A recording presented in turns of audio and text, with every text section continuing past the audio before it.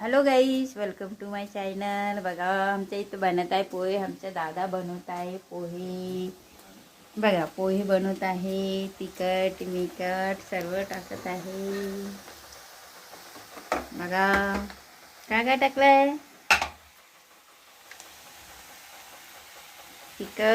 तिखट नाही टाकायचं.